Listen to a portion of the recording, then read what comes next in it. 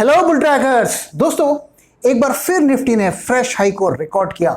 जून और जुलाई महीने में निफ्टी ने कंसोलिडेशन किया और उसके बाद अगस्त के महीने में एक जबरदस्त जंप लगाते हुए 1400 पॉइंट्स का गेन किया और 17,000 के लेवल को कन्विंसिंगली क्रॉस किया।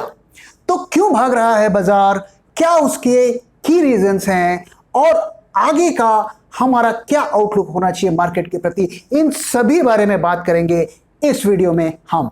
क्या वो 5 कारण हैं जिसकी वजह से मार्केट्स अचानक से भागने शुरू हो गए हैं। उसका जो पहला कारण है वो है टेपर टैंट्रम का जो डर है वो फिलहाल के लिए टल गया है, उसका खतरा फिलहाल के लिए टल गया है। टेपर टैंट्रम क्या होता है इसके बारे में हमने कई वीडियोस में बात किया है और शॉर्ट में मैं आपको बता देता हूं कि टेपर टैंट्रम की वजह से जो एक इंटरेस्ट रेट बढ़ने का खतरा था वो फिलहाल टल गया है, वो खत्म नहीं हुआ है, फिलहाल टल गया है। और इसी खतरे की वजह से जून और जुलाई और मिड अगस्त तक हमने देखा कि मार्केट में कुछ नर्वसनेस दिख रही थी और मार्केट कन्विंसिंगली ऊपर नहीं जा पा रहा था। यूएस फेड के चेयरमैन जेरोम पावल ने पिछले हफ्ते ही जो उनकी सेंट्रल बैंक की एनुअल मीटिंग है उसमें यह कहा है कि जो बॉन्ड परचेसिंग का जो प्रोग्राम है उसको वो इस साल के अंत तक कम करेंगे, जिसे हम टेपरिंग कहते हैं। तो लोग ये अनुमान लगा रहे थे कि वो इमीडिएटली टेपरिंग यानी कि बॉन्ड परचेसिंग के प्रोग्राम को कम करना शुरू कर देंगे, लेकिन सेंट्रल बैंक ने यानी कि यूएस फेड ने क्लियरली कहा है कि वो साल के अंत तक इस बारे में सोचेंगे। और साथ ही उनका वो कमेंट जिसकी वजह से बाजार को एक बूस्टर डोज मिला, और उनका वो कमेंट था कि there is no rush to hike interest rates, यानी कि वो ये कह रहे हैं कि इंटरेस्ट रेट बढ़ाने की उन्हें कोई जल्दीबाजी नहीं है। बस फिर क्या था, उनके इस कमेंट के बाद ही जो यूएस ट्रेजरी के बॉन्ड यील्ड है वो गिरने लगे और वो गिर के 1.6% तक पहुंच गया, और साथ ही जो यूएस डॉलर है वो वीक होता गया अगेंस्ट वर्ल्ड्स लीडिंग करेंसीज। और इसका परिणाम यह हुआ कि एक बार फिर से इंडियन मार्केट्स में एफपीआईज और एफआईआईज की बाइंग बढ़ने लगी। तो एफपीआई ने इस साल के जनवरी से लेकर मार्च के बीच में बहुत ही जबरदस्त तरीके से बाइंग की और उन्होंने 55,700 करोड़ इंडियन मार्केट्स में पंप किए। लेकिन उसके बाद उनकी बाइंग की रफ्तार न सिर्फ घटी बल्कि वो नेट सेलिंग में बदल गई और उन्होंने करीब 6,700 करोड़ की सेलिंग की अप्रैल से लेके जुलाई के महीने तक। और अगस्त के आखिरी वीक से एक बार वो फिर बाइंग मोड पर आ गए और उन्होंने 2 हफ्ते में ही करीब 6,000 करोड़ की बाइंग कर डाली। और ये एक मेन कारण है जिसकी वजह से बाजारों में तेजी हमें दिख रही है। दूसरा कारण, हमारे डोमेस्टिक इंस्टीट्यूशंस और म्यूचुअल फंड किसी से कम है के? तो म्यूचुअल फंड्स भी एग्रेसिवली बाइंग कर रहे हैं। तो जनवरी से लेके मार्च के महीने में जब एफआईआईज ने 55,700 करोड़ पंप किए, उस पीरियड में म्यूचुअल फंड्स ने करीब 25,300 करोड़ की सेलिंग कर रहे थे।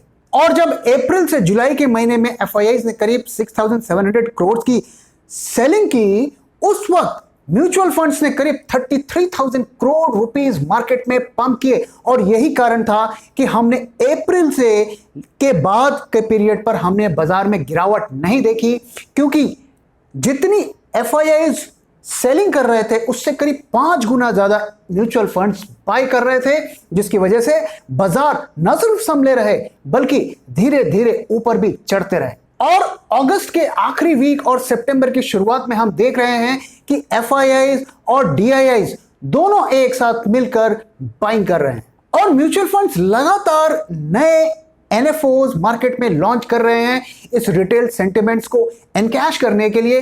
पिछले 2-3 हफ्तों में उन्होंने करीब 50,000 करोड़ के नए एनएफओज लॉन्च किए हैं, जिसमें जो सबसे बड़ा जो एनएफओ था वो एसबीआई का था, जिन्होंने करीब 14,000 करोड़ रुपीस बाजार से उठाए, जो कि एक तरीके का रिकॉर्ड था। इसके बाद आईसीआईसीआई प्रूडेंशियल के फ्लेक्सी कैप ने करीब 9,800 रुपीस 9,800 करोड़ रुपीस मार्केट से उठाए एनएफओ के द्वारा। और ये सारे फंड इक्विटी स्पेसिफिक फंड्स थे।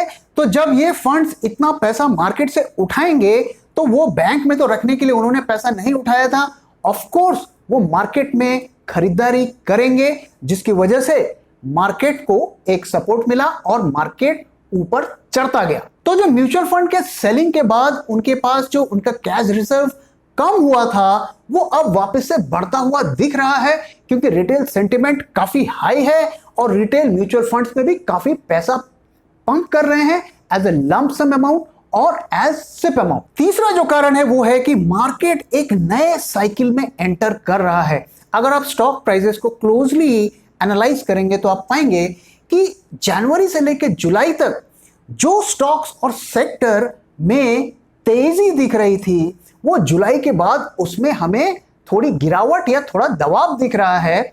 और सिमिलरली जो जनवरी से लेकर जुलाई तक जो स्टॉक्स कंसोलिडेट कर रहे थे, ये अच्छा नहीं कर रहे थे, ये ज्यादा नहीं चढ़ रहे थे, वो अब चढ़ने लगे हैं। तो ये क्लियरली बता रहा है कि साइकिल चेंज हो रही है और पैसे की जो चर्निंग हो रही है वह या रोटेशन हो रहा है। तो आइए मैं इससे रिलेटेड कुछ आंकड़े आपके साथ शेयर करता हूं।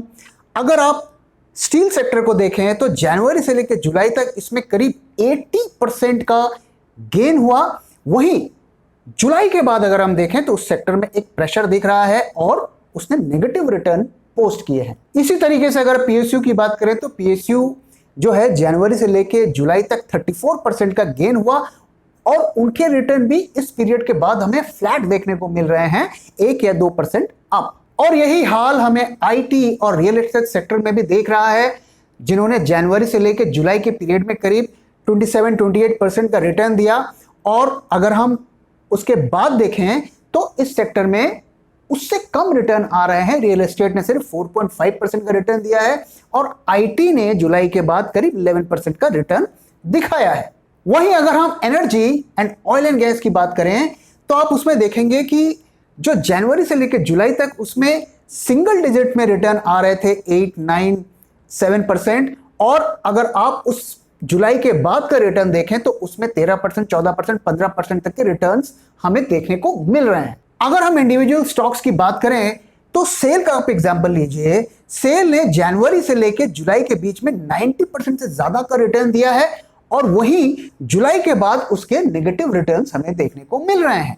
वहीं अगर हम जो इंडेक्स हैवी वेट्स हैं टीसीएस, रिलायंस और एचयूएल की बात करें तो वो भी काफी प्रेशर में थे जनवरी से लेकर जुलाई के महीने में, लेकिन उसके बाद हमें इन स्टॉक्स में टर्न अराउंड देखने को मिल रहा है और इन्होंने मार्केट को आउट परफॉर्म किया है पिछले 2 से 3 हफ्तों में। तो रिलायंस, एचयूएल और टीसीएस इन तीनों ने करीब 17% से लेकर 20-22% तक रिटर्न दिखाया है जुलाई के बाद से।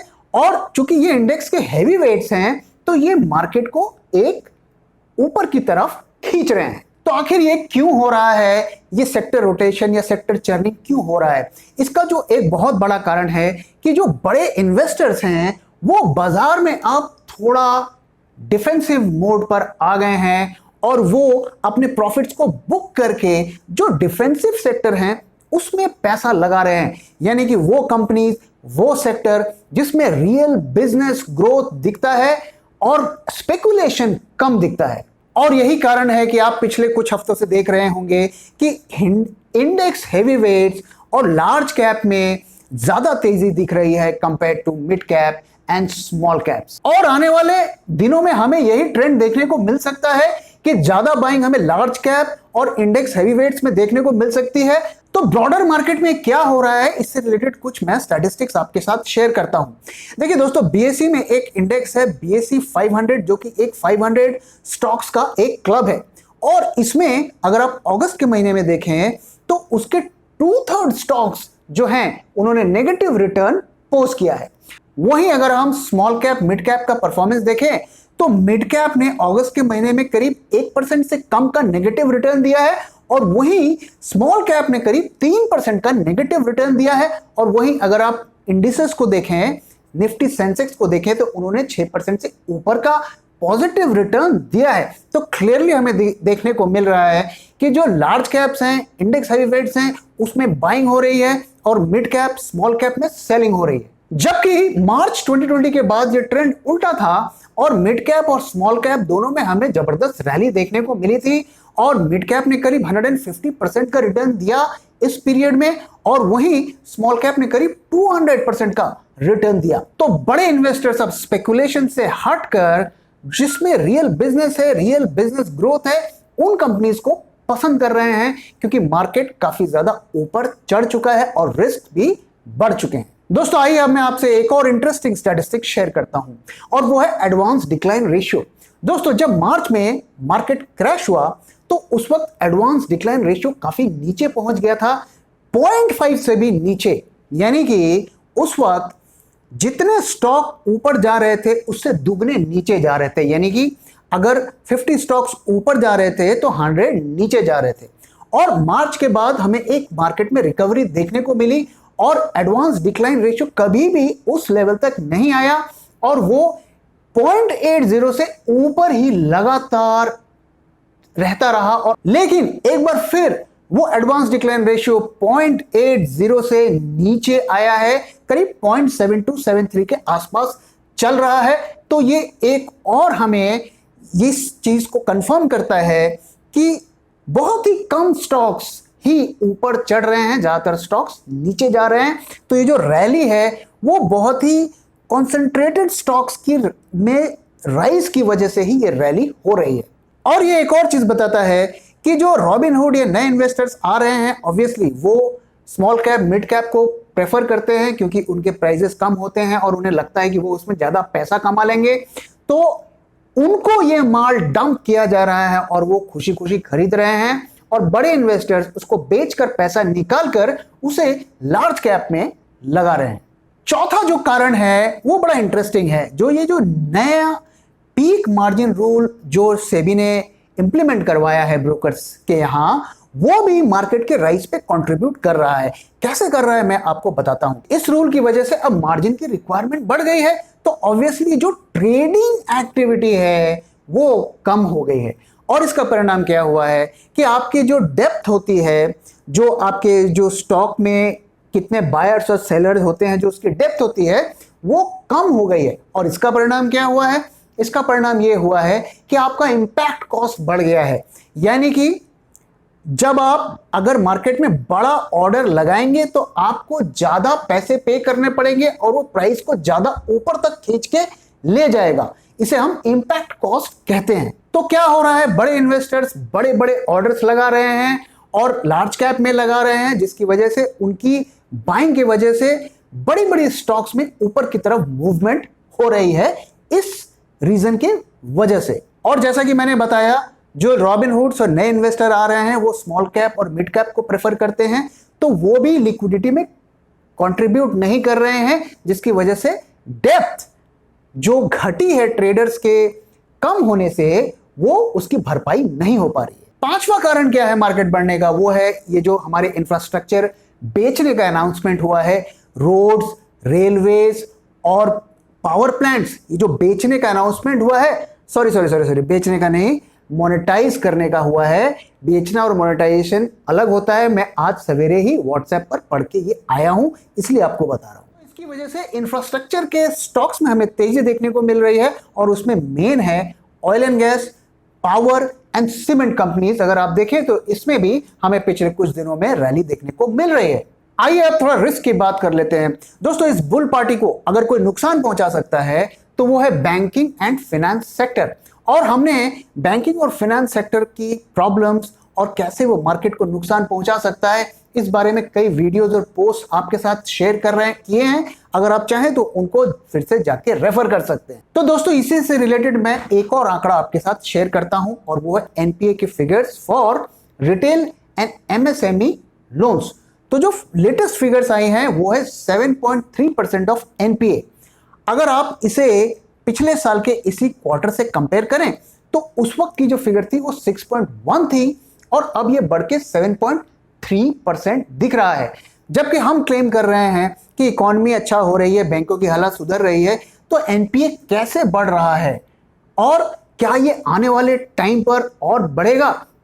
ये एक गोल्डन क्वेश्चन है और इसी वजह से हमने अपने लेटेस्ट पोर्टफोलियो में एक भी बैंकिंग और फाइनेंस सेक्टर का स्टॉक ऐड नहीं किया है।